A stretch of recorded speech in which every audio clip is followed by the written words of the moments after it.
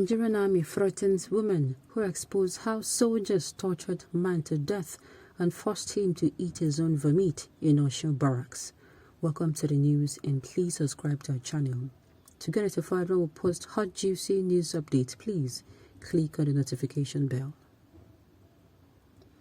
Sahara reporters learned that after the woman exposed the killing of Yinka, also known as Ojere, she had been threatened by the military authorities. A woman who narrated to Sahara reporters how a 37-year-old man, Adekunle Yinka, was tortured to death had been threatened by the authorities of the Nigerian Army. Sahara reporters learned that the woman exposed the killing of Yinka, also known as Ojere. She has been threatened by the military authorities. The deceased with his friend was said to have engaged in a squabble with some soldiers in Mufti after they later challenged them for not using belt to hold their trousers. This enraged Adekunle, also known as Ojere, who queried the authority under which the soldiers were challenging them. Meanwhile, the soldiers never identified themselves as officers, and being in the same age group, the issue resulted in a fight. Narrating the incident to Sahara reporters, the sister of one of the affected men has said, I received a call that my brother was at the barracks, so I quickly stepped out and moved to the place. They brought him out and I probed to know what had happened, so he explained to me. They said they would not release him and his vehicle if they did not get to Ojere because there were 3 people they had a quarrel with on that day. The next day I got there and I asked people around what the problem was. They informed me that my younger brother and his friends sacked their trousers, that they had no belt on. That the soldiers asked if they were not aware that the trousers would fall to their knees. But the soldiers were not in uniform, and moreover, they're all in the same age bracket. So my brother and his friend said, leave us alone. How is it your business that we are sagging? It turned into a fight, and the soldier said he has sustained an injury, a very small wound that would have healed by now. Later, I called the jury. He explained what happened in detail to me. The soldiers asked for 500,000, but I negotiated to 150,000, but they insisted on 300,000 naira. I informed the jury, but he told me he did not have up to that, but he had 40,000 naira with him. He said when we got there and begged them, they might listen to us. So I said, let us go with an aged person. Possibly, they will respect such person and listen to us. Ojere said it might be too late for them to attend to us. That was around 8 p.m. When we got there that day, as they sighted Ojere, they pounced on him and beat him with horsewhip, koboko. They hit his head with wood. They threw him into the mud. I wanted to capture the incident on my phone, but the soldiers seized my phone. They wanted to destroy my phone. After that, they said we should go and look for the 300,000 naira. I begged them to accept the 100 plus the 40,000 naira Ojere had with him, so they could release them that night. I told the soldier that they could still keep the vehicle in their custody, but they should release the men to me that night, that it would bring the balance, but they refused. They insisted on collecting 300,000 naira. They said we could sell our phones. That was on a Friday. On Saturday, I returned there and I saw my brother Ojere cutting grass. I got them food to eat.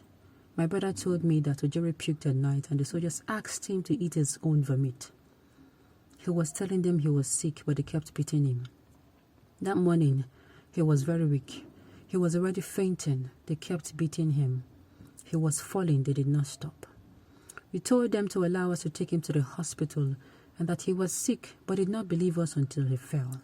They identified the beating thinking he was pretending, but when they saw he was not breathing, they said they were taking him to the hospital.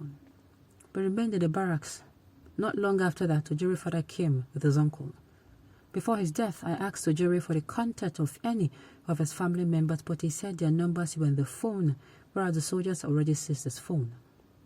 The soldiers returned without Ojere, and I was wondering why. The soldiers asked me to return to Ilesha. They put my brother into the armored tank and asked us to be at the police station. I went to the police station with my husband. It was at the police station that I met with Ojere's father, who told me Ojere is dead. I quickly rushed to the armored tank and saw my brother gasping for breath.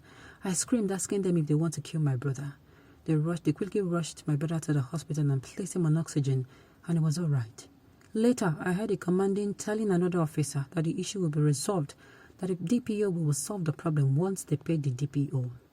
They spoke in Hausa. They did not know I understood the language. Sahara reporters gathered that since the story went viral, some operatives of the Nigerian army have been threatening this woman. It was also said that she was invited to the barracks and told to forget about the case. The young lady was asked to write a report, which she did, but she refused to take a picture for it for future reference. The soldiers are trying to harm her.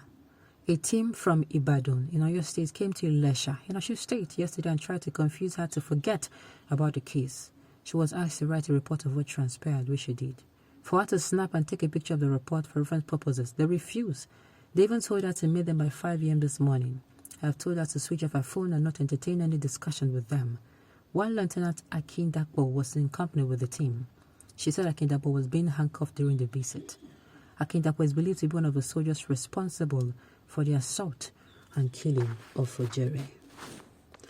If I tell you that I am not almost tearing up now with this story, what is going on? What is going on? Who did we offend in this country? You see, I will keep referencing the Southeastern people. Look, if this happened in the Southeast, I'm not going to surprise that people will come out and riot, and you start hearing stories of how gunmen attack security operatives. And people will come out and say, these people, they are doing this, they are wicked, they are bad, they are this and that. You will not know the real story behind it. I keep saying it, there is some nonsense that cannot be tolerated. If it is tolerated in another region, it does not guarantee that people, citizens living in another region will tolerate such. I've said it times without number that what is happening in the north cannot be tolerated in the south. It is not bragging.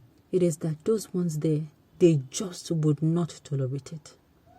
Another young life has been cut short. It would have been two. Had it been that lady was not there, her brother would have died as well. What is our offense? People will be poor man like us follow the oppressors because they wear uniform. Until waiting. What is the problem?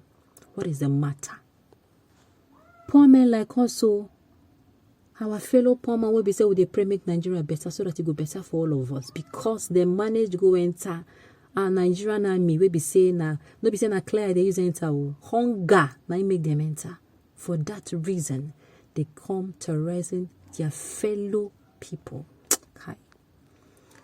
Nigerians, we have to do something about it. Enough of the talk. We have to walk the talk come 2023. Okay, on this note, we have come to the end of the news. We say thank you for tuning in to listen. Until I come your way next time, enjoy the rest of your day.